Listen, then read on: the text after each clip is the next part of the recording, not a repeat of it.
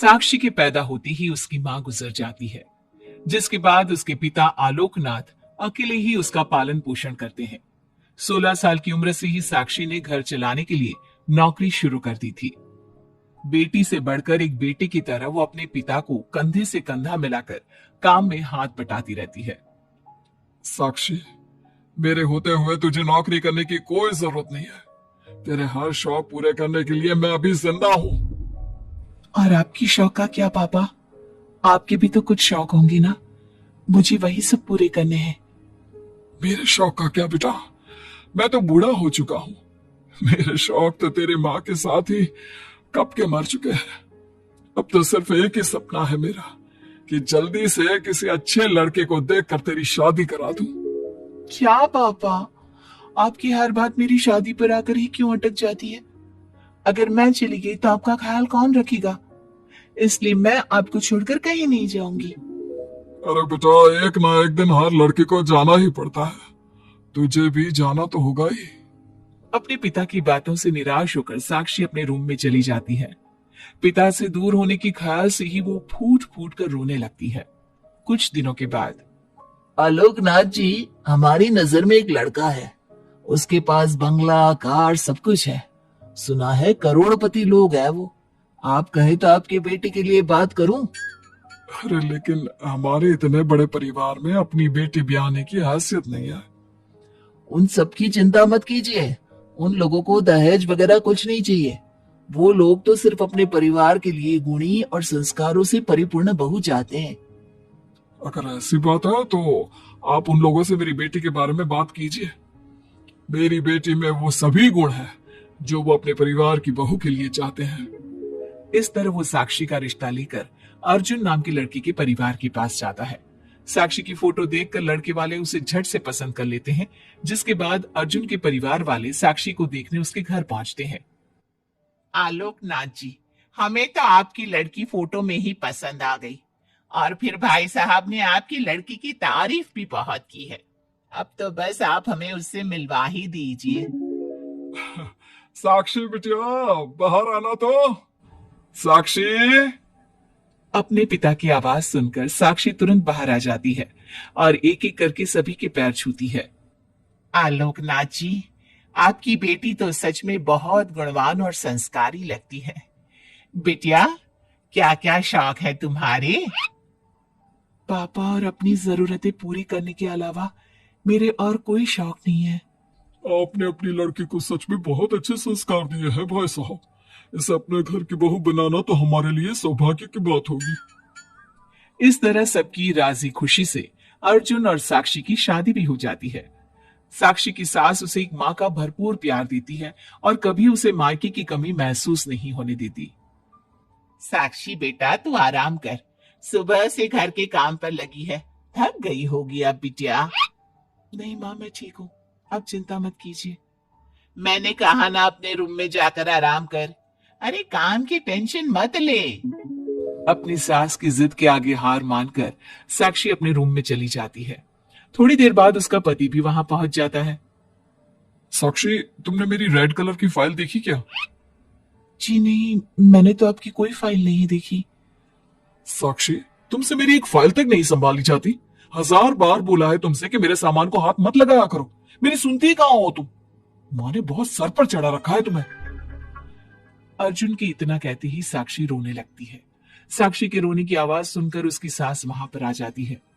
साक्षी बेटा, क्यों रो रही है? इस नालायक ने कुछ किया है क्या? साक्षी अपनी सास मीना को सारी बात बताती है। क्यों? गधे, अपनी फाइल का खुद तो ध्यान रखता नहीं और बहू को ताने देता है। माँ, आप तो रहने ही दो। आपको हर समय अपनी बहू ही सही लगती है। सही लगती नहीं, सही है मेरी बहू। माँ समझाइए ना इन्हें, ये हर समय मुझ पर गुस्सा करते रहते हैं। खबरदार अर्जुन, जो आज के बाद तूने मेरी बहू के साथ ऐसा बर्ताव किया तो मुझसे बुरा कोई नहीं होगा। अपनी माँ की डांट सुनकर अर्जुन वहां से चला जाता है। बहू, अगर दोबारा ये तुम्हें ऐसा कुछ कहे तो तुम मुझे आकर फौरन बोल देना। मैं हमेशा तुम्हारे साथ खड़ी रहूंगी बेटा। माँ, आप सच में बहुत अच्छी हो। मुझे बचपन से लेकर आज तक कभी एक माँ का प्यार नहीं मिला, लेकिन जब से आप मुझे मिली है तब से मुझे माँ की कमी कभी महसूस नहीं हुई। अरे पगली, मैं भी तो तेरी माँ ही हूँ, और मेरे होते हुए अब तुझे कभी अपनी माँ की कमी महसूस नहीं होगी। एक दिन साक्षी, अब मैं तंग आ चुका हूं तुमसे। भगवान के लिए मुझसे दूर रहा करो। अब मुझे ना चिढ़ होने लगी है तुमसे। अर्जुन, ये क्या तरीका है अपनी पत्नी से बात करने का? माँ प्लीज, अब रोज रोज इसकी पैरवी करने मत आया कीजिए। अरे क्या हुआ, सुबह सुबह तमाशा क्यों लगा रखा है? पापा, आपको पता है इस साक्षी की वजह से मेरा लैपटॉप खराब हो गया है। ऑफिस का पूरा डेटा इसी में था, और देखिए ना, इसने उसमें चाय गिरा दी। अब मैं अपने बॉस को क्या जवाब दूंगा? माँ, मेरा यकीन कीजिए, मैंने जानबूझकर चाय नहीं गिराई। मैं तो इन्हें दे रही थी चाय, लेकिन इन्होंने ही ठीक से नहीं पकड़ी। अच्छा, तब इसमें भी मेरी ही गलती है। वाह साक्षी वाह। अर्जुन, तो बहू पर इतना क्यों भड़क रहा है? अब जो हो गया सो हो गया। सुन लेना ऑफिस में थोड़ी सी डांट। अब अपनी बीवी के लिए इतना तो कर ही सकता है ना तू? मैं आपके लिए दूसरा लैपटॉप ले आऊंगी, आप परेशान मत होइए। कोई जरूरत नहीं है उसकी, मैं खुद ले लूंगा। मेहरबानी करके अब मेरे सामान से दूर रहना। इतना कहकर अर्जुन वहां से चला जाता है, जिसके बाद साक्षी फूट फूट कर रोने लगती है। चुप हो जा बेटा, उसकी बातों का बुरा मत माना कर। अरे वो तो पागल है। मीना के इतना कहते ही साक्षी उसे कसकर गले लगा लेती है। माँ, आप नहीं होती तो मेरा क्या होता? मैं बहुत भाग्यशाली हूँ जो भगवान ने मुझे सास के रूप में मेरी माँ लौटा दी है। बेटा, जीवन में ये सब चलता ही रहता है, ऐसी बातों को दिल पर नहीं लगाना चाहिए। चल अब अपने आंसू पूछ और मेरे साथ काम में हाथ बटा। इतना बोलते ही मीना रसोई की तरफ चल देती है। साक्षी भी अपनी सास के पीछे चल देती है और सभी बातों को भूलते हुए खुशी खुशी काम पर लग जाती है। मन ही मन साक्षी अपनी सास को हर जन्म में अपनी माँ के रूप में मांगने के लिए भगवान से प्रार्थना करती रहती है। ऐसे ही दिन बीतते रहते हैं। मीना हर समय ढाल बनकर अपनी बहू के लिए खड़ी रहती। तभी एक दिन पड़ोसी, मीना, तूने अपने बेटे के लिए यह कैसी बहू चुनी है जिसकी माँ उसके पैदा होते ही गुजर गई? अरे ये तो कुलक्षणी है। ऐसो के घर का तो पानी भी नहीं पीना चाहिए, और तूने उस घर से लड़की चुन ली। ये सब फालतू बातें हैं, ऐसा कुछ नहीं होता। मीना, तूने उस बिन माँ की बहू को बहुत सर पर चढ़ा कर रखा है। अभी भी वक्त है, संभाल ले उसे। कहीं ऐसा ना हो कि तेरे हाथों से फिसल जाए तेरी बहू। ये तुम लोग क्या बोल रही हो? मेरी बहू बाकी बहू जैसी नहीं है, वो तो कोहिनूर से भी कीमती है मेरे लिए। हमारा काम था तुझे समझाना, बहू को कभी भी बेटे से बढ़कर प्यार नहीं देना चाहिए, वरना उन्हें बिगड़ते देर नहीं लगती। और यहाँ तो तेरी बहू बिन माँ की पली बड़ी है, न जाने उसके बाप ने कैसे संस्कार दिए होंगे उसे। चुप करो तुम लोग, मैं अच्छे से समझती हूँ तुम लोग मुझे मेरी बहू के खिलाफ भड़काना चाहते हो। देख मीना, हम तेरी सहेलियां हैं, तुझे भड़काकर हमें कुछ नहीं मिलने वाला, लेकिन बहू को इतना सर पर चढ़ाना ठीक नहीं।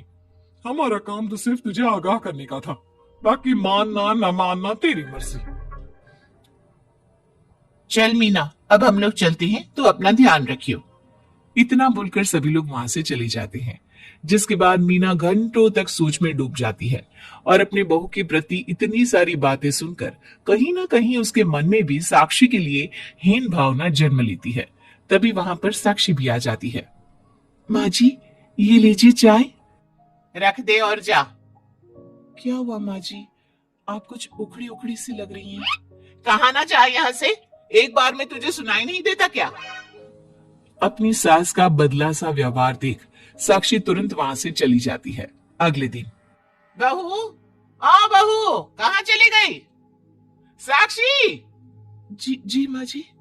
ये क्या, घर इतना गंदा कैसे हो रखा है? कभी हाथ पैर भी मार लिया कर इधर उधर, वैसे तो सारा दिन घर में नाचती रहती है। मैं अभी पूरा घर अच्छे से साफ कर देती हूँ माँ जी। एक हाथ में झाड़ू और दूसरे हाथ में बाल्टी लिए साक्षी चुपचाप घर के कामों में लग जाती है। शाम में, साक्षी, ऑफिस में मेरी कल बहुत जरूरी मीटिंग है, मेरे कुछ कपड़े प्रेस कर दो, मुझे कल जल्दी निकलना है। जी अभी कर देती हूँ।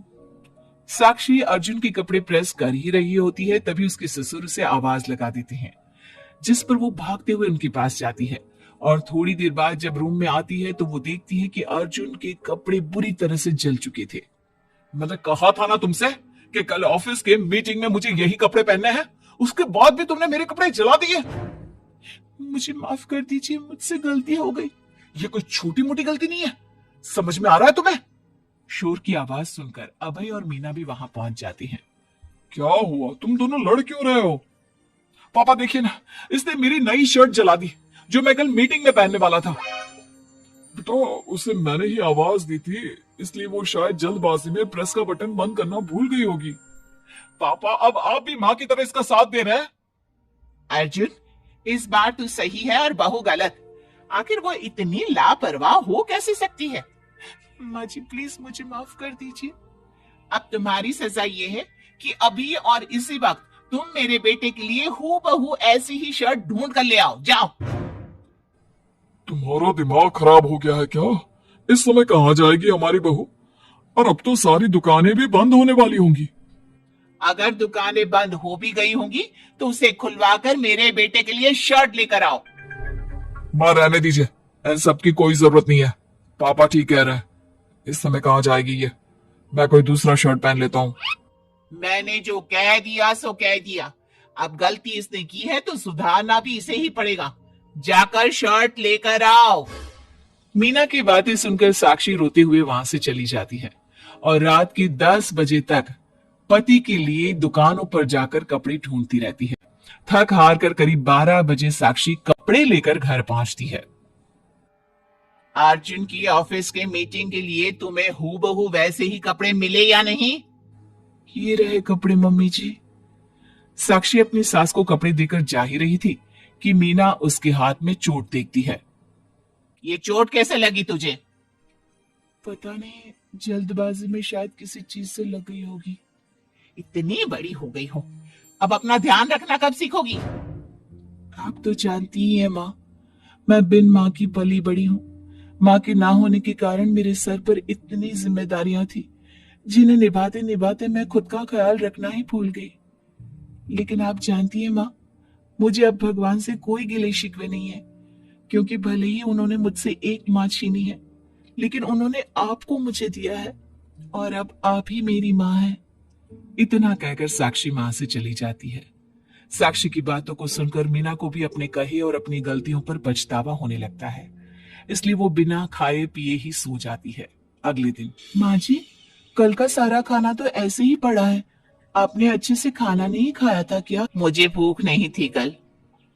साक्षी अपनी सास के दर्द को समझ जाती है और उसका हाथ पकड़ते हुए कहती है, चलिए माँ जी, मैंने आपके लिए आपकी फेवरेट छोले भटूरे बनाए हैं। आपने कल रात से कुछ नहीं खाया था ना, इसलिए सुबह उठते ही मैंने पहले आपके लिए खाना बनाया है। खाना तो तूने भी नहीं खाया होगा ना, चल जाकर पहले तू खा ले। माँ जी क्या हम साथ बैठकर खाना नहीं खा सकते प्लीज? बहुत दिन हो गए हैं। साक्षी की इस तरह बोलने से मीना का दिल पिघल जाता है और वो मान जाती है। साक्षी मीना के लिए खाना लगाती है, जिसका पहला निवाला मीना अपनी बहू को खिलाती है। मुझे माफ कर दे बेटा, मैं जानती हूँ पिछले कुछ दिनों से मैंने तुझे बहुत चोट पहुंचाई है, हो सके तो मुझे माफ कर देना। नहीं नहीं माँ जी, आपका पूरा हक है मुझे डांटने का। मुझे आपकी किसी भी बात का कभी बुरा नहीं लगा। अपनी सहेलियों की बातों में आकर मैंने अपने दिल में तेरे लिए नफरत पाल ली थी, लेकिन कल जब तुझे रोते बिलखते देखा तो मेरी ममता फिर से लौट आई। मुझे माफ कर दे बेटा, मैं एक अच्छी सास नहीं बन सकी। किसने कहा आपसे कि आप अच्छी सास नहीं है? आप तो वर्ल्ड की बेस्ट सास हो, और सच कहूं उससे भी बढ़कर बेस्ट बेस्ट बेस्ट बेस्ट मेरी माँ हो आप। इतना कहकर साक्षी अपनी सास को गले लगा लेती है और उसके बाद दोनों पहले की ही तरह हंसी खुशी साथ रहने लगते हैं।